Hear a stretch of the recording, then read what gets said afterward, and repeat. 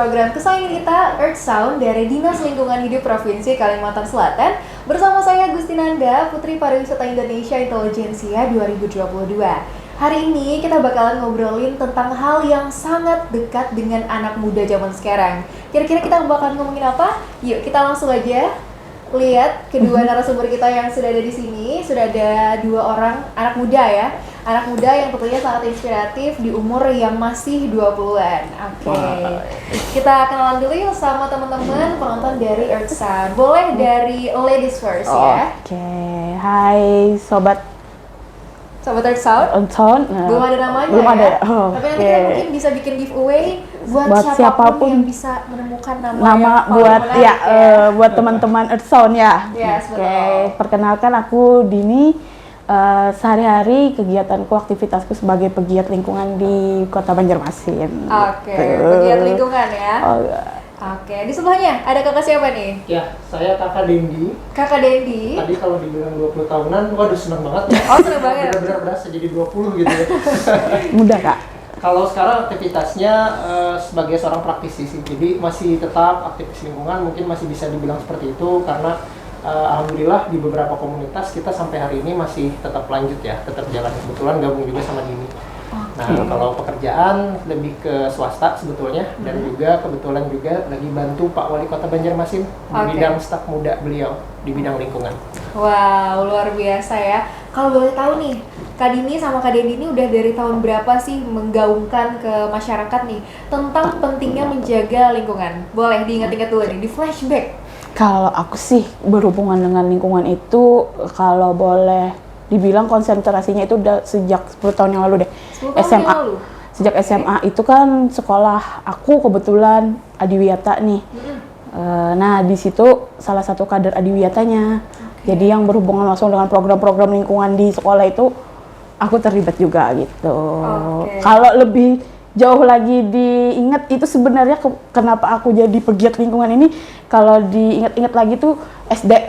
SD itu mama aku guru nih di sekolah. Jadi sebelum mulai pelajaran nih, guru olahraga. Sebelum mulai pelajaran, anak-anak nggak boleh masuk kelas atau mulai pelajaran kalau masih ada sampah di depan sekolahnya, di depan ruang kelasnya masing-masing. Jadi semua itu kan terbentuk nih. Betul. Mindset kita kan sejak kecil gitu. Nanti kalau masih ada sampah nggak akan mulai pembelajarannya gitu. Itu sih kalau aku inget-inget lagi kenapa jadi aku peduli banget nih sama lingkungan gitu. Jadi bisa disimpulkan ya kalau ternyata dalam pendidikan sekolah pun itu tanpa sadar guru-guru kita sudah mengajarkan bagaimana sih caranya anak-anak ini nanti kedepannya bisa menjadi seseorang yang menjadi hero ya. Karena hero kan nggak cuma yang pakai ini ya, sayap atau bawa pedang gitu ya. Iya betul banget. Kalau Kak Dendi nih tahun berapa kira-kira pertama kalinya aware gitu loh, aware tentang pentingnya kita menjaga lingkungan? Buat aware ya, kalau aware sendiri sama kayak Dini sebetulnya waktu saya di SMA, kebetulan sekolah dulu di Pondok ya, di Jawa Barat.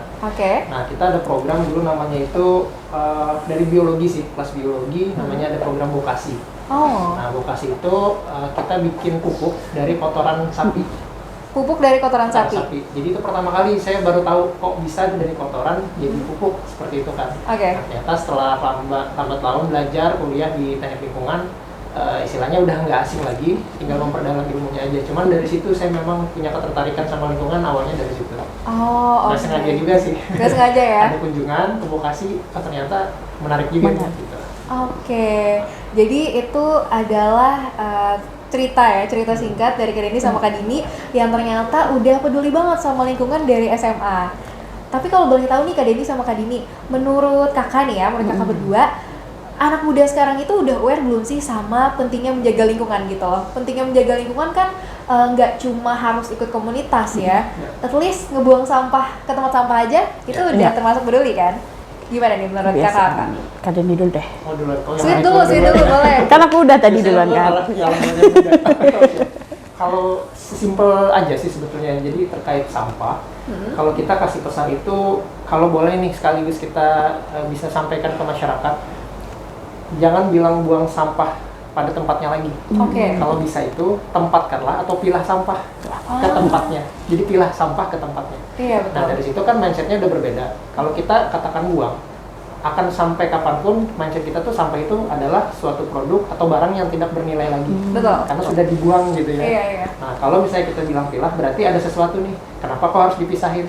Nah ada sesuatu itu, nanti ada sampah yang memang ada nilainya, misalkan menjadi rupiah, bisa dijual di bank sampah. Betul. Atau memang yang sudah tidak bisa diapa-apakan lagi. Tapi minimal itu juga banyak, nilai yang menjadi nilai rupiah itu masih banyak kategori sampah. Oke. Sesimpel itu aja dulu. Sesimpel itu ya. Gitu. Oke, kalau Kak Dini gimana menurut Sepakat Kak sama Kak Dendi. Sepakat ya? Sebenarnya kan kita kalau masalahnya di anak muda sekarang itu kebiasaan aja sih kan. Kalau kita ngelolanya sudah dari rumah terbiasa nih, misalnya kalau misalnya sesimpel bawa kantong kresek kan kalau di Banjarmasin udah tuh nggak nyediakan kantong kresek di mana-mana, kita bawa sendiri. Nah sesimpel itu aja sih, itu udah mengurangi sampah kan, menghasilkan sampah gitu. Oke, betul-betul setuju banget sama Kak Dini. Karena di Kalimantan Selatan ya, khususnya di Banjarmasin kan sekarang kita udah nggak menyediakan kantong plastik ya. Iya. Jadi kita tuh terbiasa akhirnya bawa tote bag, dan ini adalah salah satu langkah kecil ya buat mengurangi waste-nya dari plastik ya. Oke, nah terus nih ya, kita move on dari pembicaraan tentang sampah ya. Gimana kalau sekarang kita ngomongin tentang makanan? Karena ini sebenarnya udah jam makan siang ya. Jam makan siang, Nanda mau lapar ya. Nanda pengen ngajak Kak Dendi sama Kak Dini buat main This or That. Oke.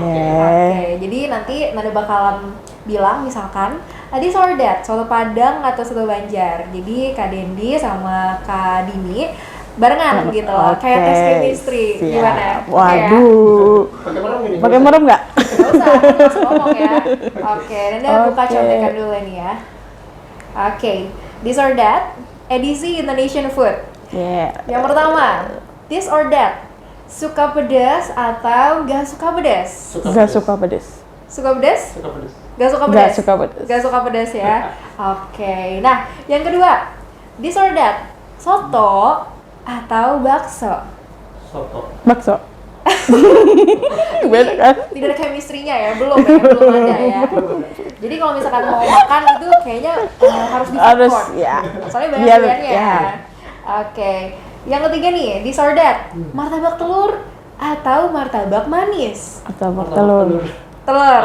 Oke, sama kan? Sama ya, orang Banjar tuh kayaknya lebih suka martabak Iya. telur, ya nggak? Suka yang asin-asin gitu ya? Suka yang asin, Betul. tapi yang bisa tetap makan manis. Iya. Oke, yang selanjutnya kita beralih ke yang segar-segar. Es campur atau es cendol? Es campur. Campur, oke. Yang terakhir nih boleh tim bubur ayam diaduk atau bubur ayam tidak diaduk? Bubur ayam diaduk. Oke, luar biasa sekali. Sama, Kak. Ya. Diaduk pakai kecap, pakai sambal. Asli, Kakak nggak enak pakai sambal? banget. Oh, sering sih, dikit doang. Dikit ya. Oke. Nah, tapi kalau ngomong-ngomong nih ya, ngomongin tentang makanan, kita kan tiap hari makan. Ya. Biasanya Kak Dendi sama Kak Dini lebih milih masak aja nih di rumah terus bawa bekal atau makan di luar? Tergantung ya. Tergantung. Kalau sarapan di rumah, tapi kalau udah siang lebih sering di luar sih. Lebih sering di luar. Sama malam juga, ya lebih sering di luar juga. Iya, Kak Dini juga sama. Sama banget. Oke. Biasanya Karena anak jalanan. sih. Anak jalan. ya. Makanya di Tergantung, jalanan, iya. nggak mau di rumah. Oke. Biasanya kalau lagi apa ya, kayak kita kan ada yang masanya lagi nggak pengen makan banyak tapi lapar gitu loh, kayak di tengah-tengah. Biasanya makanannya tuh dihabisin apa enggak sih, Kak? Kak Dendi apa aku Kalau dulu? aku habis sih. Habis ya, Yes. pasti dihabisin. Kalau aku punya kebiasaan gini Mbak Nanda, bawa wadah bekal yang lipat itu. Oh iya. Ya kan, jadi kalau udah makannya dikira-kira nih, kalau kita beli porsinya Banyak? kalau nggak bisa kan kalau di soto ini bisa separuh Iya, gitu iya. kan, atau gimana gitu. Kalau nggak bisa kan aku kurangin dulu, aku keep dulu, baru yang sekiranya aku bisa mampu makan, aku makan gitu. Kalau itu sisanya nanti aku bawa pulang gitu. Oke, ini bisa dicontoh ya, bawa tempat bekal, terus nanti dimakan lagi buat nanti besoknya dipanasin. Siap. Gitu. Enggak sampai besok juga sih, Sampai mungkin besok ya? sore atau malam Udah gitu. kayak gitu tuh. Udah ada makanan kayak udah ke mindset. Harus habis. Tapi emang pas habis tuh kenyang gitu. Cuman Iya. kalau belum habis kayak nggak kenyang-kenyang gitu. Iya. Jadi alhamdulillah habis selalu. Habis sih. selalu. Alhamdulillah selalu terus. habis ya. Nah, tapi kan gak semua orang nih kayak Kak Dini sama Kak Dendi ya, kebiasaannya. Kalau Kak Dendi mungkin selalu habis, kalau Kak Dini di save dulu nih buat dimakan beberapa jam kemudian. Kadang ada kan teman-teman kita yang kalau misalkan makan di luar, itu nggak dihabisin. Either itu nasinya, misalkan nasinya satu porsi nih, dia diet misalkan, dimakan setengah doang. Atau misalkan kita lagi di kondangan, itu kan pasti makanannya bersisa banyak, apalagi nasi putihnya. Nah, gimana sih menurut Kak Dendi sama Kak Dini tentang fenomena ini gitu loh? Sekecil fenomena nggak ngabisin makanan, ini ada efeknya nggak sih buat lingkungan sebenarnya?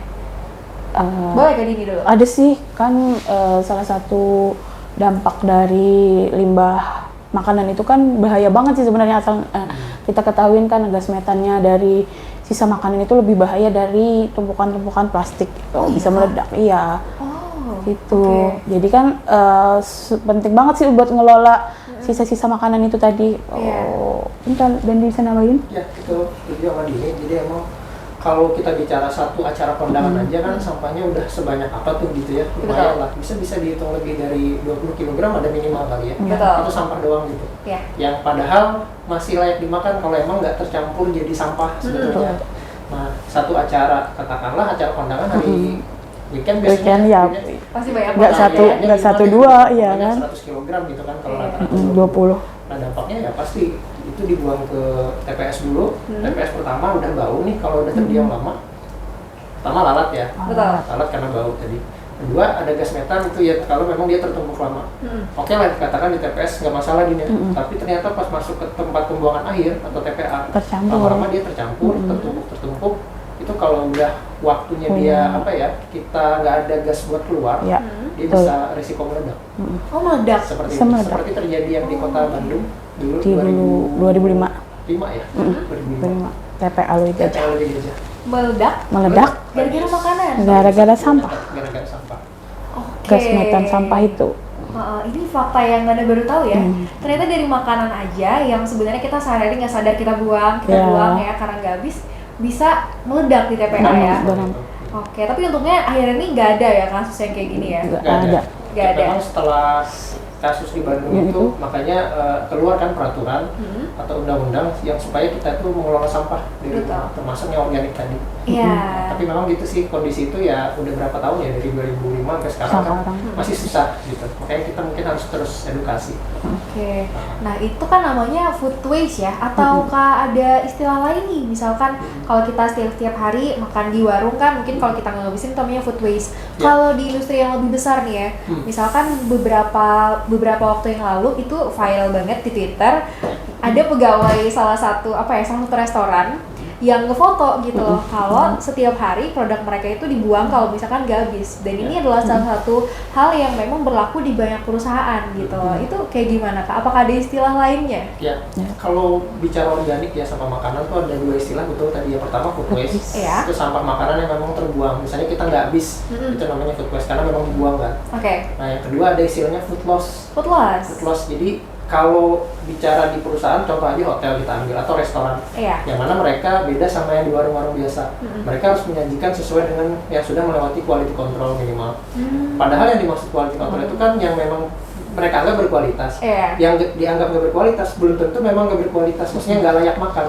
Nah, tapi memang itulah SOP atau prosedur dari hotel. Nah, mau nggak mau itu menjadi bahan buangan. Nah, itu yang dibilang food loss.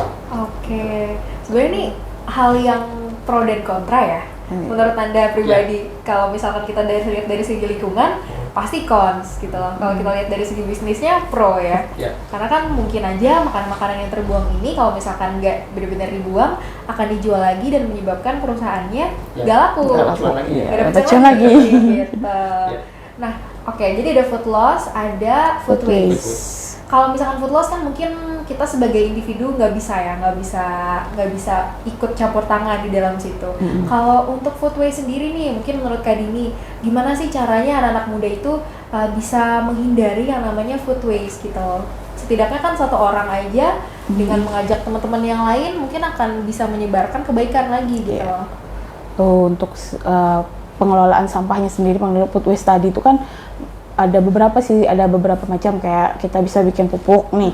Pupuk perlu waktu nggak lama sih sebenarnya. Kalau pupuk itu 2 minggu aja udah selesai, udah bisa kita gunakan gitu kan, dari sisa makanan juga. Kalau ada lagi nih yang lagi ngetren ekoenzim, dari sisa kulit buah sama kulit sayur yang difermentasi sama gula merah, di fermentasi selama 3 bulan. Nah itu nanti manfaatnya banyak banget tuh, dari pupuk, buat pupuk, terus buat pengganti bahan-bahan yang kita pakai sehari-hari itu bisa jadi sabun, Kak, jadi apa sih, apa yang obat-obatan, obat herbal gitu, herbal penggantinya gitu. Oke. Nah, kalau pembuatan ekoenzim ini sendiri possible nggak sih Kak dilakukan kita gitu? Kayak misalkan Nanda kan awam banget nih sama hal-hal tentang ekoenzim. Oke. Kalau Nanda sendiri ngeliat di Google doang cara membuat ekoenzim, bisa nggak sih Kak bikin? Bisa banget, bisa banget, mudah banget sih sebenarnya. Kalau mau bikin ekoenzim itu kan kita tinggal nyiapin, misalnya nih Nanda setiap hari kan nggak mungkin nih kan, ukuran ekoenzim itu 1, 3, 10, satu gula merah, 3 bahan organik, 10 air. Nah nggak mungkin misalnya Nanda misalnya di dalam 1 hari itu bisa mengelola langsung misalnya berapa gitu. Itu Nanda bisa nanti pakai sistem cicil. Jadi Nanda siapin aja nanti air sama gula merahnya di tempat yang sudah ditaruh nih. Terus setiap hari aja Nanda masukin yang 3 bagian dari sampah organiknya itu, sampah organiknya juga kulit buah sama sisa sayuran yang masih segar gitu. Nanda masukin aja secara berkala gitu, tapi maksimal 2 minggu. Oke, maksimal 2 minggu didiamkan ya? Di 2 minggu harus sudah full tadi yang fermentasi 1, 3, 10-nya itu. Kemudian difermentasi selama 3 bulan gitu. Nggak boleh dibuka lagi, harus kedap. Harus kedap ya? Tapi emang itu setelah 3 bulan, tapi biasanya kalau selama proses pembuatan ekoenzim itu kan 2 minggu pertama itu menghasilkan gas. Gas yang besar, makanya biasanya setiap hari dibuka, terus buat ngeluarin gasnya aja tutup lagi gitu. Dibuka tutup lagi, tapi selama 2 minggu pertama aja. Gitu. Nah, kalau makanan ini sendiri nih, sisa makanan itu apakah ada syaratnya Kak? Misalkan makanannya makanan basah aja nih, atau makanan kering, kayak misalkan kita sisa-sisa misalkan telur gitu loh, itu kan sisa kulit telur ya Kak, itu boleh masuk di situ juga apa enggak sih Kak? Atau pure dia benar-benar makanan gitu loh? Kalau ekoenzim itu syaratnya harus kulit buah sama sisa sayur yang masih segar nan. Itu kalau kayak kulit sisa makanan itu lebih baik dikomposkan aja tadi, bikin kompos gitu. Iya. Sederhana banget sih kalau bikin kompos, tinggal kita sediain tanah, aduk aja, campurin aja itu sisa-sisa makanannya, didiamkan 2 minggu udah bisa dipakai. Jadi pupuk ya? Jadi pupuk. Oke, menarik ya. Kayaknya asik ya kalau misalkan kita punya rumah yang namanya eco-friendly. Ya? Dimana kita memisahkan sampah makanan, memisahkan sampah plastik, dan juga sampah-sampah lainnya gitu ya. Iya. Nah, kalau dari Kak Dini sama Kak Dendi sendiri nih, ada nggak sih tips biar kita di rumah itu bisa membiasakan gitu loh, memisahkan sampah-sampah ini Kak? Apakah kita harus menyediakan sampah yang biasanya kayak di pinggir jalan, yang lengkap warnanya gitu kan? Warnanya merah, hijau, sama apa gitu ya Kak, kuning ya? Kuning. Atau gimana Kak? Oke. Sederhana sih ya sebetulnya. Kalau yang penting itu label. Jadi kenapa kita bikin bak sampah itu macam-macam? Intinya kan buat memilah tadi. Betul. Tapi nggak harus kita beli baru yang mungkin mahal gitu ya, kan plastik lumayan juga itu rata-rata yang memang disediakan di tempat umum. Kalau di rumah cukup ember biasa, bahkan trash bag atau enggak plastik sisa. Kita kan masih ada yang beli plastik gitu ya, pakai kemasan plastik yang gede, ditaruh aja tapi dilabelin, kasih aja kayak ditempel gitu, ini khusus organik. Kalau mau kuning merah itu nggak masalah sih, warna itu yang penting kita bisa bedain ya. Ditanda. Terus yang satu lagi misalnya sampah kering ini macam-macam, mau dipisah lagi nggak? Kertas, plastik itu kan kering semua ya masuk ya. Terus ada kaleng gitu. Kalau emang mau dipisah logam sama plastik boleh juga, itu terserah. Mau di rumah itu sebanyak apa mau bilang, makin banyak makin bagus sebetulnya. Nah, karena lebih mudah nanti ketika kan ada bank sampah ya. Betul. Kita bisa lebih mudah nyetorin ke bank sampah. Karena bank sampah itu rata-rata nggak mau terima sampah yang campur. Harus sudah dipisah dan bersih. Dan sudah bersih. Kalau bank sampah. Fungsinya kalau tadi kata Nanda bilang di halaman rumah kita bisa bikin kompos. Itu ada istilahnya yang keren. Apa tuh? Permaculture. Permaculture. Taman permaculture. Jadi di halaman rumah gimana caranya kita bikin kompos dari sampah kita sendiri, dari sampah makanan. Komposnya buat ngehidupin tanaman-tanaman di rumah itu juga. Terus ekoenzimnya bisa buat jadi pupuk cair, bahkan Pupuk bisa cair. jadi herbal, obat semprot, karena kan ada tuh bekas luka atau koreng-koreng itu bisa disembuhin pakai apa sih. Jadi muter aja di situ.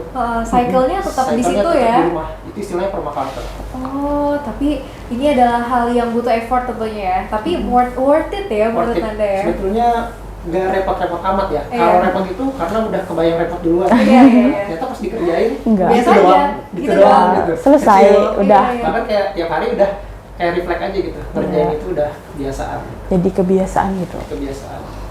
Oke. Jadi intinya itu mindsetnya harus ini ya, harus ya udah ini Dicoba. simple. Coba. Dicoba dulu.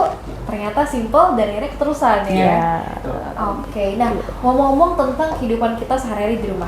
Kita kan tadi udah ngomongin tentang sampah sehari-hari ya. Di rumah itu ada sampah makanan, ada sampah kaleng-kaleng, ada sampah plastik. Ya. Tapi masalah yang juga sedang Nanda hadapi di rumah adalah masalah sampah tekstil. Oke. Masalah sampah tekstil. Nanda pernah baca, jadi Indonesia itu adalah salah satu negara yang memiliki sampah tekstil terbanyak juga nih Kak. Benar nggak sih kira-kira? Betul. Kalau jadi lihat aja nih kita sebagai apa ya klien, Iya. pengguna marketplace gitu ya. Iya. Kayak sering belanja kan, belanja online. Kebanyakan kan rata-rata Yang dibeli beli pakaian. pakaian. Betul. Yang kadang-kadang hari ini beli pakaian, besok beli pakaian lagi. Iya. Karena nggak niat beli tapi asik gitu. Iya, Kita karena kan flash mau- sale. Flash sale. Nah, cewek-cewek kan gitu ya. Dia sebagai Yang ongkir melihat gratis gitu. gitu. Nah, otomatis dari situ udah kita bayangin aja lah udah berapa produk kota gitu kan yang kayak gitu rata-rata ya jadi sampah sih sebetulnya. Kenapa banyak yang nggak kepake? Betul. Ujungnya mereka nggak bisa kelola, nggak bisa dikasih ke orang yang membutuhkan misalkan gitu ya, nggak terkelola dengan baik, akhirnya jadi kebuang. Iya, Itu betul. problem sih sebetulnya ya. Iya, makanya kalau misalkan kita Nanda mikirnya simpel sih ya. Kalau misalkan kita punya baju, Ya. Nanda sih dulunya simpelnya mikir, oh kasihin aja ke ini ke panti asuhan misalkan. Tapi Didonasikan gitu ya. Iya, tapi ternyata di panti asuhan pun mereka sudah tidak menerima lagi. Banyak kan sudah tidak menerima lagi karena memang sudah banyak Overload. gitu loh. Iya. Overload yang menerima pakaian gitu ya. dari orang yang seperti Nanda mindsetnya gitu Kak. Kalau dari Kakak sendiri apa sih solusinya biar kita bisa mengatasi sampah tekstil di rumah gitu Kak? Ya. Soalnya kan kita sebagai orang-orang yang suka belanja ya, bagi Cewek. cewek-cewek, baju itu pasti setahun pun udah pasti ada yang nggak kita pakai. Betul. 4-5 baju nggak kita pakai. Ini Betul. kemanain Kak harusnya gitu? Ada tips nggak? Ini Boleh. dulu. Dari Kalau cewek nih. Cewek ini Cewek kebiasaannya masih relate kan. Kalau yang kerudungan pasti kerudungan ini ya. iya, pasti betul. Kayak bosen gitu kadang-kadang. Kalau aku sih akhir-akhir ini emang udah jarang banget nih Iya. beli baju. Tapi kalau baju masih bagus, kebetulan nggak dipakai lagi tuh biasanya dilirik sama sepupu-sepupu. Oh iya. Jadi kan, oh ada gunanya aja nih beli baju buat adik-adik misalnya gitu.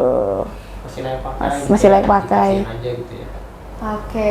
Nah, terus nih Kak, kalau misalkan dikasihin, itu berarti kan nanti ada kemungkinan kita bakalan beli baru. Iya kan? Iya. Kalau misalkan kita merasa udah, aku mau ke sini, aku mau ke acara ini, aku punya baju lagi. Kalau menurut Kakak, mending kita beli baru atau beli thrifting sih Kak? Pre-love atau thrifting gitu? Boleh sih pre-love. Pre-love. Nah, Pre-love ya? kayak tergantung momentum aja. Momentum Kalau aja. pre-love tuh kan lagi kan bisa rame ya. Kalau oh ini jadi kayak viral kayak gitu-gitu. Iya, kan. iya. Satu pre-love yang lain teman-teman ikutan gitu. Kayak itu bisa jadi momentum juga. Gerakan-gerakannya asik gitu buat dilakukan. Oke. Ada Salah satu solusi. kalau di luar daerah ada dengar istilah tuker baju nggak Kak? Pernah dengar nggak? Oh, udah tuker Gimana? baju. Nah, tuker baju biasanya mereka baju-bajunya dikumpulin. Tapi nanti ada yang pengelolanya itu yang khusus buat ngestandarin harga. Oke. Jadi nanti mereka buka kayak bazar gitu. Tukeran, Bener-bener tukeran bukan gitu tukeran ya? baju. Nggak menukar dengan uang? Enggak, Nyesuaiin ukuran gitu. sesuai ukuran Kak. Oh, Gitu. iya, iya. Udah ada sih di luar daerah, di kita belum. Di kita belum ya? Belum, Boleh juga iya. ya, Kak, ya? Heeh. Widih, jadi mungkin ya kalau teman-teman mencari sebuah project Ya. yang bisa dilakukan dan Betul. bisa menguntungkan juga, bisa tuh nanti buka kayak project tuker baju, tuker baju ya. gitu, iya. Jadi kita bisa saling tuker-tukeran, kita bisa pakai baju baru, tapi kita nggak perlu ngeluarin biaya, Iya, gitu betul. ya. Dan nambah kenalan juga tuh pastinya. Sama Iya. pegiat lingkungan pasti tuh karena pada peduli lingkungan. Baru- kan. Iya. Tapi Kak, by the way, Nanda penasaran deh. Sebenarnya sampah, misalkan nih sampah tekstil, sampah-sampah pakaian yang sedang kita pakai saat ini, misalkan kita nggak pakai lagi, terus akhirnya kita benar-benar kita buang, Ya. berakhir di TPA, Ya. itu diapain Kak bajunya? di TPA kan. Iya, apakah dibakar atau gimana? Kalau TPA memang udah namanya juga TPA ya, tempat Iya. pembuangan akhir. Nah ini lagi-lagi istilah, Pemrosesan. saya suka ngomongin istilah ya, Iya, iya. karena mindset sebenarnya. Kalau bagusnya itu sekarang kita secara fungsi memang TPA tempat pembuangan akhir. Betul. Tapi biasakan kita bilang TPA itu tempat Tempat pengelolaan pemros- sampah terpadu. Oh, TPT. TPST. TPST. Pengelolaan sampah terpadu bisa fungsinya TPS atau mungkin jadi TPA-nya, tapi dikelola di sana. Nah rata-rata memang kita masih berusaha ke sana gitu ya, karena memang keterbatasan ABCD-nya. Tapi memang semua arah kebijakan pembangunan juga arahnya udah ke sana. Oke. Nah kalau diapain sampahnya tergantung TPA-nya nih. TPA-nya sistemnya seperti apa? Oke. Rata-rata di Indonesia ya udah ditumpuk gitu aja. Oh, Nggak dibakar sih, kalau dibakar emang nggak boleh secara peraturan. Nggak Tapi boleh. ditumpuk aja. Jadi sampai numpuk itu jadi gunung sampah. Jadi gunung Jadi sampah. gunung sampah, nyampur Akhirnya- sama yang lain juga. Akhirnya berakhir sia-sia nih ya. Iya, betul. Oke. Pakaian yang masih bagus dibuang, Dibuang. jadi robek sendiri gitu kan, jadi Iya. rusak sendiri. Hancur sendiri. Tapi ada sih Kak satu gerakan yang menurut Anda bagus banget dari perusahaan dari clothing brand besar juga di dunia. Adalah Kak, pokoknya kita kan tidak boleh sebut merek ya sini ya Kak ya. Nanti jualan kita Kak. Jadi live shopping TikTok nanti ya. Nah jadi Anda pernah lihat salah satu clothing brand yang dia itu menjual jeans tapi dengan bahan yang didaur ulang Kak. Oke. Gitu. Jadi katanya sih ya pas Anda baca di internet itu dari bahan-bahan kain, bahan-bahan benang yang terus mereka disatukan lagi dijadikan sebuah karya baru gitu loh. Gimana nih menurut Kakak tentang gerakan yang kayak gini? Ya, itu juga jadi cara ya. Jadi semua cara kita lakukan. Lakukan. Nggak ada satu cara yang paling bagus, nggak ada sih. Karena yang namanya sampah ini udah problematikanya tinggi banget, banget. Iya. urgensinya tinggi banget. Jadi apapun cara yang bisa dilakukan, entah itu akan menjadi suatu hal yang kreatif atau mungkin sekedar dikelola, cuman memanfaatkan ada reuse, menggunakan kembali, recycle, mendaur ulang, atau Iya. mengurangi gitu kan. Lebih baik sih memang mengurangi dulu. Kalau misalnya kita terbiasa konsumtif, ya kita pertama kurangi dulu tingkat Oke. konsumtifnya. Kalau memang belum mampu, berarti lakukan tadi penggunaan kembali. Misalkan yang masih layak Reuse, bisa ya. apa? Mau dibarter tadi Iya. ya. Nah kalau udah nggak bisa juga bisa di recycle. Oke. Nah yang clothing brand itu juga salah satu yang tadi Anda sebutkan, itu juga menjadi salah satu media sih untuk mengelola limbah tekstil. Tapi kalau di Indonesia ada juga di Jawa Barat, mereka menerima sampah tekstil gitu ya, limbah tekstil, dan mereka kelola kain percanya. Oh iya. Kain perca macam-macam, ada yang jadi keset, hiasan-hiasan dinding kayak Iya. gitu, atau mungkin apa sih dalamannya figurat backgroundnya gitu ya, Oh, iya, iya. sesuai motif-motif itu bisa. Tapi memang itu lagi-lagi kreativitas aja sebetulnya. Nah kalau yang paling penting sih limbah tekstil itu pada saat pembuatan menurut saya. Oh iya. Pembuatan misalkan ya, kita kain khas kita sasirangan Sasirangan. seperti yang dipakai Anda ya. Betul. Nah proses pembuatannya itu pasti ada limbah dong. Iya betul. Dan limbah tekstil itu masalah banget ya. Iya. Itu masalah cukup rumit lah dan harus diselesaikan sebetulnya. Apalagi kalau sudah terbuang ke sungai. Ke sungai. Oke. Nah, itu yang harus dikelola sebetulnya. Betul. Ini adalah satu fenomena yang sebenarnya udah lama banget terjadi, Ya, tapi belum ada penyelesaiannya ya kayak. belum optimal aja. Belum Kalau optimal kita ya. terus berusaha sebetulnya. Apalagi kita ada regulasi yang mengatur gitu Iya. kan. Para pelaku semua juga berusaha menyelesaikan, tapi memang ya sampahnya nambah terus gitu ya. Iya, iya. Yang Makanya mengelola kan kita orangnya jalan. itu aja kan susah gitu. Oke, ini adalah problematika yang Anda pernah lihat dengan mata kepala sendiri sih. Jadi waktu Anda dulu pernah kunjungan nih ke salah satu pengrajin sasirangan, di saat mereka mewarnai limbahnya benar-benar dibuang langsung ke sungai Langsung, kan? gitu kan. Nah, menurut Kakak sebenarnya apa sih yang mendasari pengrajin-pengrajin ini langsung membuang ke sungai? Apakah karena kepraktisan atau memang tidak ada lagi tempat untuk membuang selain di sungai, Kak? Iya sih. Mindset sih ya. Mindset ya, lebih ke mindset. Itu Nah, mindset. Kalau dibilang praktisan betul, itu alasan paling Paling utama. mudah, paling gampang Paling ya kan, gampang. tinggal tuang ke sungai gitu, hilang dari pandangan mata kan itu Ya, sebenarnya secara kasat sekejap mata hilang. Padahal kan berdampak lagi di mana gitu kan, bisa mempengaruhi, misalnya masih banyak ekosistem perairan khususnya kan masih juga banyak masyarakat yang menggunakan air sungai kan, Betul. itu malah berdampak luar biasa bagi kesehatan kan. Ya. Iya, Itunya. betul. Apalagi kan Kalimantan Selatan sungainya sangat banyak. Iya. Banjarmasin kota 1000 Seribu sungai. Bayangkan kalau misalkan kita minum dan juga kita mandi dari air yang bekas sampah-sampah Sampah. tekstil seperti ini, tentunya akan sangat berbahaya ya kayak bagi kesehatan kita Betul. sendiri. Oke, jadi kan aku tadi sempat ngobrol-ngobrol juga ya di belakang sama Kak Dini sama Kak Dendi. Kalau mereka berdua ini adalah lulusan dari teknik lingkungan ya, Iya. teknik lingkungan hidup. Iya. Kak Dendi udah lulus S2, kalau Kak Dini sedang ya? Sedang. Sedang mengejar ya, sedang mengejar. Nah Kak, kita kan kalau misalkan di perkuliahan, misalkan ada psikologi, pasti nanti juga banyak banget bergabung sama komunitas atau gerakan-gerakan yang peduli terhadap kesehatan mental misalkan. Nah, kalau Kak Dendi sama Kak Dini kan otomatis banyak bergabungnya ke komunitas atau gerakan yang concernnya tuh ke lingkungan gitu. Betul banget. Nah, kalau Kak Dendi sama Kak Dini dulu di kampus atau bahkan sekarang itu lagi ngikutin apa sih yang lagi gencar-gencarnya banget nih? Boleh Kak Dendi dulu deh. siapa dulu nih? Kak Dari Kak Dendi Dendi dulu. dulu. Oke. Kalau ikut aktif sekarang ada beberapa ya. Ada beberapa ya? Kalau mulai dulu justru pas saat kuliah saya malah jarang ikut organisasi di kampus. Oh ya. Malah juga nih ada senior saya di depan. Masih saya pulang dari Iya. peredaran. Kuliah pulang. Dia pulang. Tapi kebetulan waktu itu memang nggak sengaja juga ikut ada kegiatan kayak istilahnya tuh di lingkungan hidup waktu itu ya di tahun 2011. 2011. Ikut dan kebetulan kita di sana ada prestasi dan kesempatan sebenarnya saya lebih cari channel, lebih cari Betul. kenalan. Nah, rutin tuh datang ke dinas lingkungan tuh, Iya. ke Provinsi Kalsel juga, kemudian di Kota Banjarmasin juga, sama Banjarbaru. Dari situ ngelihat masalah lingkungan kan, lihat dokumen orang gitu kan, lagi ada kunjungan, saya lihat juga ada sampling sungai, pencemarannya saya ikut juga. Nah dari situ kepikiran, waktu itu pengen nih ngembangin suatu kegiatan komunitas yang gimana caranya anak-anak muda tuh peduli sama lingkungan. Nah saya baca-baca tuh, ada majalah namanya Percik. Percik. Itu Yaitu majalah dari kalau nggak salah dari Kementerian PUPR ya, Ah, bidang oke. sanitasi, Pokja sanitasi. Nah di sana saya baca ada namanya istilah detektif sungai. Oke. Detektif sungai. Dan itu detektifnya adalah anak-anak SD. Oke. Anak SD yang ditugaskan untuk memantau kebersihan sungai. Oke. Nah saat itu dari situ tercetuslah ide saya mau bikin Kementerian Lingkungan Hidup Remaja, KLHR. KLHR, Targetnya ke anak-anak yang masih di bangku sekolah. Iya. SMA. SMA. Ya. Oke. Itu 2014 saya bikin komunitasnya, alhamdulillah jalan. Kita waktu itu masih trial error karena kan sistemnya gini ya, kita ngerekrut dari setiap sekolah itu ada struktural kementeriannya. Jadi mereka lomba, kita adakan kompetisi. Cuman bukan ke perorangan, Lebih ke kelompok langsung ke ya. kelompok tim. Oke. Nah, cukup 7 orang lah setiap satu sekolah gitu ya. Ada menterinya, ada deputinya, ada dirjennya, yang mirip lah kayak struktur di Struktur kementerian kementerian. di pada umumnya di Republik Indonesia. Kita bikin dan jadikanlah sekolahmu adalah negaramu kita bilang. Oke. Tapi di sini khusus untuk lingkungan. Nah, akhirnya dari situ ada 7 sekolah yang berhasil kita angkat idenya dan alhamdulillah beberapa dari mereka sampai hari ini tuh ada yang masih aktif dan bahkan jadi tim kita juga di komunitas. Oke. Itu 2014. Kemudian di 2022 saya mendirikan komunitas namanya Ranger Energi Pembangunan. Ranger Energi Pembangunan. Betul. Oke. Gimana tuh Kak? Awal idenya, jadi karena sekarang kan kerja di staf muda Pak Wali ya, Iya. Pak Wali Kota Banjarmasin, bidang lingkungan. Saya cuma mikir, ini banyak banget sebenarnya yang bisa kita kerjakan gitu ya. Kita bisa bantu pemerintah, Ya. banyak hal-hal yang harus perlu lah anak muda milenial. Karena emang kita direkrut sebagai anak muda milenial gitu ya. Betul.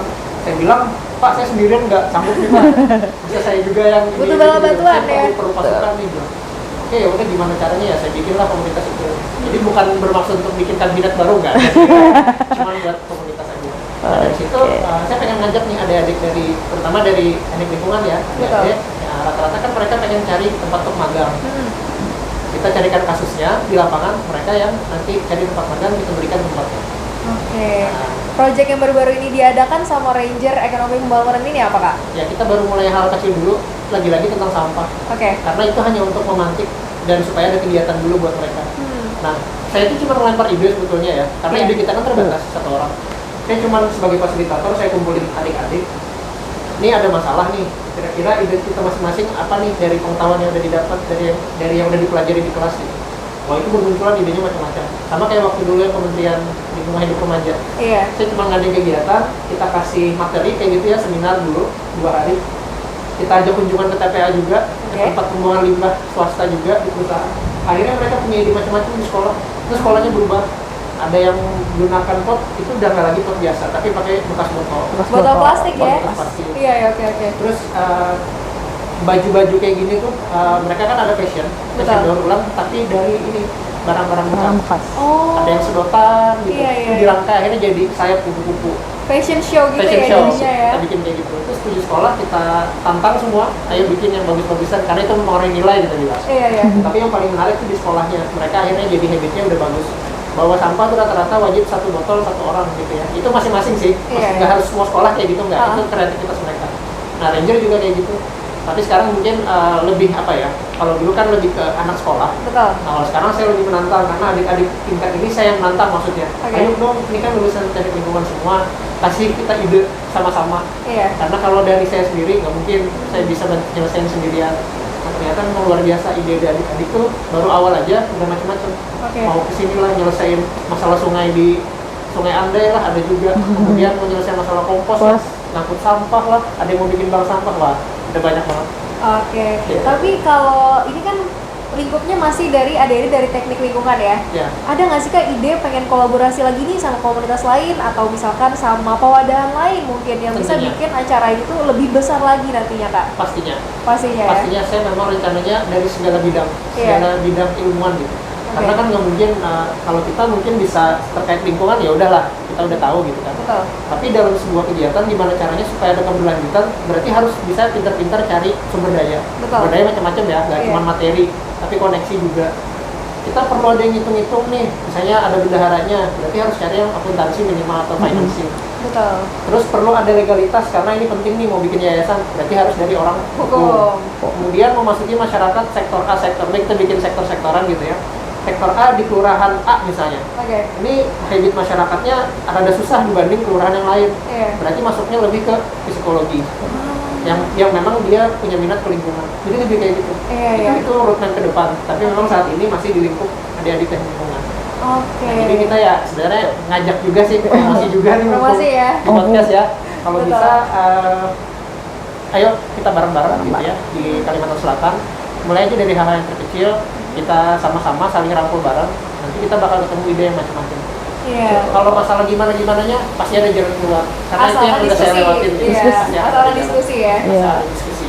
Menarik sih ya ternyata dari Ranger Ekonomi Pembangunan ini, energi pembangunan, menarik ya dari Ranger Energi Pembangunan ini yang awalnya dari teknik lingkungan, lingkupnya, tapi bisa dikembangkan lagi jadi nanti ada yang majornya psikologi, majornya hukum, majornya nanti mungkin mau pemerintahan, bisa masuk juga di sini dengan tujuan yang sama, yaitu membangun Kalimantan Selatan yang lebih bersih lagi dan lebih berkelanjutan tentunya ya Kak ya. Nah, menarik banget sih gerakan yang seperti ini ya. Tapi Kak, apa sih Kak mungkin ada anak muda di luar sana yang masih ragu-ragu untuk pengen ikut ke gerakan kayak gini Kak? Mungkin pemikiran itu apa sih untungnya aku ikutin kegiatan kayak gini gitu. Kalau menurut Kak Denny gimana nih? Keuntungannya apa sih yang bisa mereka dapatkan gitu? Sebetulnya kalau sama keuntungan tadi kita akan tawarkan mungkin dari yang memang nggak minat gitu ya, mungkin lebih kepada awal-awal terpaksa nih awal-awal gitu ya. Kita bisa pancing mereka dengan kan kalian lagi pada bingung nyari tempat buat magang sesuai dengan bidang keilmuan masing-masing, prodinya apa gitu kan, kita bisa bantu carikan tempat. Tadi misalnya kayak psikologi gitu ya, ini ada nih kasus nih di kelurahan A, rata-rata pada susah-susah dibentuk habit masyarakatnya, padahal kita udah siapkan teknologi sederhana misalnya buat filter air, membersihin air, itu udah simple padahal ya. Udah simple, udah tinggal jalankan aja. Diajarin, tinggal dijalankan. Ternyata masih pada susah. Ternyata itu wah ini perlu bantuan nih dari yang backgroundnya psikologi. Nah, kita akan kasih timbal balik sebetulnya. Pertama kan mereka dapat tempat untuk magang. Karena kita juga legal, kita ada yayasan gitu. Nah, kedua, saya akan tawarkan lagi hal lebih. Nanti kalian bisa dapat tanda tangan wali kota loh. Sertifikatnya gitu. Kapan lagi, mumpung saya lagi di tempat wali kota. Nah, kayak gitu yang saya tawarkan. Itu buat yang tadi ngerasa terpaksa. Tapi kalau memang yang dia hobi sih sebetulnya nggak masalah. Mau kita nggak tawarkan apapun, sebetulnya dia akan datang sendiri. Pasti masuk sendirinya ya. Nggak ada alasannya itu. Menarik. Kita udah dengerin cerita Kak Dendi ya, yang ternyata dari anak-anak SMA pun udah bisa semangat banget buat membuat Kalimantan Selatan itu lebih kreatif anak-anaknya dan juga bisa lebih membangun lingkungan yang lebih bersih juga. Kalau cerita Kak Dini nih, apa sih Kak yang paling berkesan buat Kakak, salah satu komunitas yang ternyata impactful banget nih bagi Indonesia gitu? Oh iya, cerita dikit Nanda. Aku ini lagi akhir-akhir ini aktivitasnya membersamai kelas Green Leader Indonesia. Green Leader Indonesia? Ya, itu wadah di mana memfasilitasi anak-anak muda, pemimpin-pemimpin muda yang bisa sadar keadilan sosial sama ekologis gitu. Itu nanti program pendidikannya itu kita bertemu sama pemateri-pemateri hebat kayak menteri, terus dari sekjen-sekjennya, kemudian yang expert-expertnya itu kita diberi materi itu selama 6 bulan kemarin. Kalau aku tahun lalu itu ini program di mana dilaksanakan oleh Institut Hijau Indonesia, kemudian didukung langsung oleh Kementerian Lingkungan Hidup. Jadi 6 bulan nih kita diasah soft skill, hard skill kita, kemudian dapat keuntungannya itu bisa langsung diwisuda sama Ibu Menteri. Oke, wisudanya online? Offline. Okay. Kalau kegiatannya online gitu. Jadi tapi online itu kita juga kerjasama nih KLHK-nya kerjasama sama UPT-UPT terkait yang ada di provinsi masing-masing gitu. Jadi untuk kegiatan offline-nya kayak mengasah hard skill-nya langsung bersama UPT-UPT terkait gitu. Oke, jadi kalau kakak sendiri hybrid ya, ada yang online, Ya, ada yang offline juga. Dan wisudanya offline? Offline kemarin. Oke, jadi itu semacam apa ya, kayak semacam kayak summer course gitu kali ya Kak, kalau misalkan di luar negeri. Jadi kita dapat materi secara online, tapi kita juga dapat ilmu secara langsungnya bersama UPT-UPT terkait. Ya. Oke, kalau Kakak sendiri kemarin di Banjarmasin ya? Iya, di Banjarmasin, di Kalimantan Selatan, kemudian angkatan aku itu satu-satunya deh. Oh iya, satu-satunya dari Kalimantan Selatan. Struggle nggak sih Kak, tapi menjadi salah satu peserta atau murid ya bahasanya murid dari Kalimantan Selatan, karena harus gerak sendiri Kak? Iya. Itu sih sebenarnya yang jadi kendala aku, kok aku sendiri, aku lagi gitu kan. Gimana sih yang lainnya gitu. Oh, ternyata setelah gabung di situ kita yang gerak gitu. Kita yang mengajak teman-teman yang lain buat ikut serta gitu. Kalau kegiatannya bersama UPT itu Kakak kemarin ngapain aja Kak yang kita ada penanaman pohon. Penanaman pohon, kemudian sama teman-teman yang lain juga aksi pungut sampah. Itu kemarin itu aja sih dulu masih. Oke, kalau penanaman pohon menarik ya. Ini adalah salah satu kegiatan yang banyak banget juga diadakan. Kalau kemarin Kakak penanaman pohonnya di lokasinya di mana nih Kak? Kemarin di Tahura. Di Tahura, Semandam. Itu ada berapa peserta Kak? Kemarin targetnya karena remaja, pemuda kan ada lebih 200 lebih. 200 lebih peserta ya? Kemarin kerjasamanya sama Dinas Kehutanan. Oke, luar biasa. Dari Kakak sendiri itu udah bisa menggait Dinas Kehutanan untuk bisa melakukan event yang sebesar ini di Kalimantan Selatan ya Kak ya. Iya. Menarik banget nih. Kalau di 2023 Kak, apakah akan diadakan lagi? Soalnya mungkin pasti banyak yang tertarik buat ikut. Ini masih berlangsung batch kedua. Karena kita masih berlangsung, kemungkinan ini akan kalau pesan dari Ibu Menteri langsung kemarin, jangan sampai putus. Jangan sampai putus, jadi harus ada batch-batch berikutnya gitu. Alhamdulillah yang batch kedua ini dari Kalimantan Selatan ada 10 orang. Wow. Ada teman-teman 10 leader ya, 10 leader, calon leader nih. Jadi dari 1 jadi 10 ya. 10-10-nya jadi leader. Leader yang menggerakkan teman-teman kita yang anak muda juga ya. Buat bisa menjadi penggiat lingkungan. Tapi kita cuma memancing ya? Iya, pemancing. Pemantik lah. Supaya yang lain bisa ikut gitu. Wah, hebat juga ya, langsung ketemu menteri gitu kan. Yang aku dapat sendiri langsung berdialog di meja dengan Ibu Menteri itu kapan lagi kan gitu kemarin. Kesempatan sekali seumur hidup. Iya, betul banget. Betul, karena apalagi kita di usia yang terbilang masih dewasa awal. Dewasa awal, kita udah bisa ngomong sama orang sepenting itu, salah satu orang yang terpenting di Indonesia gitu Kak, untuk menyuarakan opini kita di situ. Betul. Oke, Kak, kalau misalkan nih ada teman-teman kita yang mungkin masih remaja ya, yang masih mungkin maba, mahasiswa baru, tapi pengen ikut komunitas-komunitas kayak gini tuh bisa kemana sih Kak? Apa yang harus diikuti? Karena kan lumayan banyak juga komunitas yang semirip kayak komunitas ini ya, tentang lingkungan juga. Infonya banyak sih ya Kak. Kita juga di Instagram udah banyak follower-followers kita, mungkin bisa jelajahin aja itu. Cari aja keywordnya lingkungan Banjarmasin atau lingkungan Kalimantan Selatan, nah itu udah banyak banget keluar info-info tentang kegiatan lingkungan yang ada di Kalimantan Selatan gitu. Mungkin kayak yang bukan paling bagus enggak atau paling banyak, mungkin ada beberapa yang bisa kita sebutkan kali ya langsung di sini ya. Kalau saya kan sama Dini tuh sama di komunitas Ekoenzim Nusantara. Ekoenzim Kalsel. Ekoenzim Nusantara.kalsel. Ya, itu satu. Terus Melingai itu? Melingai, aku ada di FKH Banjarmasin, ada di Perkumpulan Hijau Daun. Nah itu kalau mau ketemu sama aku bisa follow Instagramnya itu. Kak Dendi? Ya, kalau kita ada juga di Green Ambassador Association atau Oke. GAA Banjarmasin. Kemudian yang tadi ketua kan di Ranger Energi Pembangunan saat ini ya, Betul. kita juga bisa mendorong dari sana, dan kita juga mengutamakan kolaborasi sih. Jadi walaupun satu komunitas, kita harapannya kan merangkul juga Merangkul. komunitas yang lain. Oke. Nah, kemudian juga ada dari Banua Green Hub. Betul. Itu kebetulan saya ada inisiasi juga di situ. Fungsinya adalah membentuk bank sampah di tempat ibadah. Nah, itu kan banyak yang bisa dipelajari dari situ ya. Kalau Betul. misalnya mau belajar bisnis, di sana bisa. Oke. Walaupun lingkupnya kecil, tapi itu juga tetap perputaran cash flow-nya kalau benar dipelajarin ya, jadi bahan riset buat mahasiswa akuntansi itu. Iya, Rata-rata betul, kayak betul, gitu. betul. Nah, jadi ada banyak sih, itu yang bisa diikutin. Terus ada FPPL atau Iya, Forum Pemuda Peduli Orang Lingkungan. Pemuda Peduli Lingkungan, FPPL Banjarmasin Ada juga. Hmm. Kalau di lintas dinas biasanya ada pempeling ngasih Kak. Ya, Kalau di dinas kepemudaan tuh yang berhubungan dengan lingkungan. Oke. Gitu. Nah, ternyata kalau misalkan kita pengen ikut concern dalam lingkungan, kita sekecil bisa ikut komunitasnya aja ya, Bisa. sekecil ikut komunitasnya aja, nggak usah kita jauh-jauh sampai jadi pegiat lingkungan ya, kayak Kak Dedi sama Kak Dini. Sekecil kita ikut dulu, ikut kegiatannya, baru nanti tumbuh-tumbuh lagi buat Nikmatin dulu, menginisiasi ya, gitu. buat menginisiasi ide baru. Tapi ini salah satu hal yang Nanda highlight juga dari pembicaraan Kak Dedi tadi. Kak Dendi kan tadi mengundang untuk kolaborasi ya. ya. Nah, ini jadi kepikiran karena basicnya Nanda pariwisata nih. Bisa kali ya nanti kita kolaborasi ya. Boleh dong. Boleh. Jadi buat Boleh banget. Boleh banget. menggabungkan antara pariwisata sama lingkungan gitu loh Kak Dendi. Boleh. Kan sekarang lagi ngehits tuh yang ekowisata.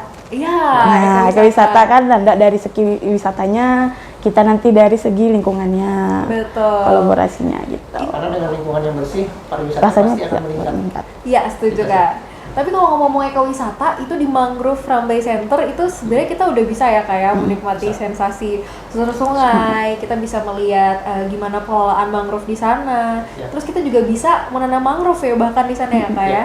Jadi sekali dayung dua pulau terlampaui. Sekaligus campaign juga bisa. Jadi selama susur sungai perjalanan, kita nggak hanya menuju tempat hilirnya di mana. Selama perjalanan kan bisa ngedukasi. Betul. Terus jangan buang sampah ke sungai. Sambil kita juga ceritain cara mengolah sampah gimana selama di perjalanan. Betul. Terus pas lagi mampir makan, nah Iya. tadi tuh campaignnya jangan food waste, jangan bikin food waste. Iya, betul. Itu juga bisa sih. Bawa Jadi- tumbler gitu-gitu kan. Betul, jadi kan kita nggak cuma ngomongin tentang mungkin sejarahnya aja, tapi lebih ke lingkungannya juga Ya. yang akan berimpact kepada masyarakat sekitarnya. Betul. Gitu. Oke.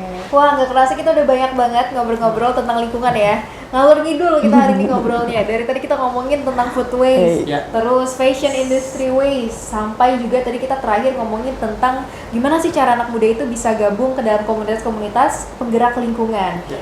Terakhir nih Kak, Nanda Oke. mau tantang Kak Dendi dan Kak Dini untuk menyebutkan tiga kata aja yang harus dilakukan oleh anak muda agar bisa lebih concern lagi terhadap lingkungan. 3 kata. Mungkin Oke. dimulai dari Kak Dendi atau mau sweet dulu?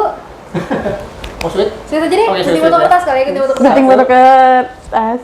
Oke. Yang kalah tuh yang menang. Yang kalah duluan. Yang kalah duluan. Oke. Silakan Kak Dini. Pesan aku sih 3 kata ya, Nan. Tapi jadi 1 kalimat ya. Boleh. Mari peduli bersama. Mari peduli bersama. Karena sebagai makhluk sosial nggak mungkin kita bisa menjalani sendiri, Betul. gitu kan? Kalau bukan kita siapa lagi gitu. Oke, kalau bukan kita siapa lagi ya? Ya. Oke, kalau dari Kak Dendi, 3 kata. 3 kata. Kalau dari aku, ide, semangat, sustain. Wow, ada apa tuh? Dari ide, semangat, dan sustain. Ya, kalau kita pertama ide muncul dari empati ngelihat masalah nih. Betul. Tapi ide tanpa ada semangat buat action nggak akan terjadi. Iya. Ternyata setelah action, kalau kita nggak sustain juga sama percuma. Jadi emang harus ide, semangat, dan berkelanjutan atau sustain. Oke, luar biasa sekali narasumber kita di podcast Earth Sound kali ini ya, sangat inspiratif. Yang satunya udah 10 tahun ya bergelut di bidang lingkungan. Kak Dendi udah berapa tahun? Maunya sih lebih muda dari ini, tapi ya, kurang lebih 13 tahunan. 13. 13 tahunan ya. Luar biasa, ternyata yang awalnya cuma tertarik di sekolah doang dari SMA bisa sustain sampai sekarang, bisa sampai belasan tahun. Semoga teman-teman yang lihat podcast Earth Sound hari ini juga bisa nih melanjutkan perjuangan dari Kak Dendi sama Kak Dini, karena yang pasti anak muda lah estafetnya dari kakak yang ada di sini. Mungkin bisa diambil idenya yang luar biasa hari ini. Mungkin dari Kak Deni tadi ada ide yang tentang sekolah kementerian tadi ya. Itu bisa diambil. Dari Kak Dini juga bisa diambil pengetahuan nih ya tentang gimana sih caranya mengolah ekoenzim untuk kehidupan kita sehari-hari. Ditunggu kolapsnya ya. Ditunggu kolapsnya. Ditunggu kolapsnya juga buat kamu yang memiliki komunitas ataupun gerakan-gerakan yang mungkin ada hubungannya nih dengan lingkungan atau yang nggak berhubungan juga nggak apa-apa ya Kak ya. Nanti kita cari sama-sama apa yang bisa kita lakukan, apa yang bisa kita gerakan agar negara kita, Indonesia bisa lebih baik lagi ke depannya. Dan tentunya Kalimantan Selatan bisa jauh lebih baik dibandingkan tahun-tahun sebelumnya. Saya Gustinanda, Putri Pariwisata Indonesia Intelijensia 2022, pamit di episode kali ini dan sampai bertemu di podcast selanjutnya.